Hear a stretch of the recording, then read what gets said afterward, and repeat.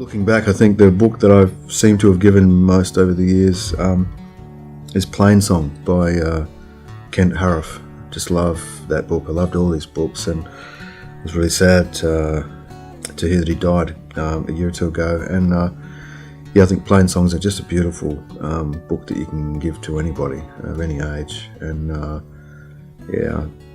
always got a couple of copies in the house. I can't think of the book I most often quote. It's probably the Book of Tim, really. It's things I say to my kids. Sometimes it's just cheaper to spend the money, things like that. But probably just the Bible, just because it's the one I had drilled into me the most. I'm not a really good rememberer of quotes, but couldn't honestly say it's Shakespeare because I hadn't read enough of it. But no, it's probably, if it's not me, it'd have to be the Bible. I'd go to a secondary source. That seems to change quite a bit, but I think this year the book I wish I'd written is Richard Powers' The Overstory.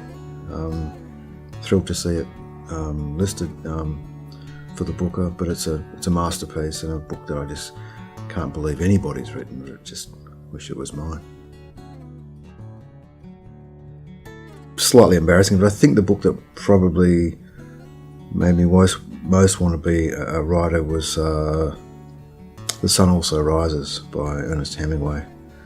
And I can't for the life of me think why now, but I was caught up in this sort of romance of it, I think. The kind of bruised, romantic, sad, tragic hero and his impossible, glamorous, distant love.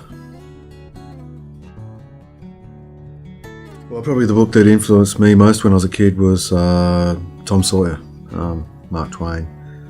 And anytime I go back and have a look at that, I can just remember being 10 and in my bedroom and just being taken into someone else's world, someone else's life. Yeah, so it's definitely Tom Sawyer for me.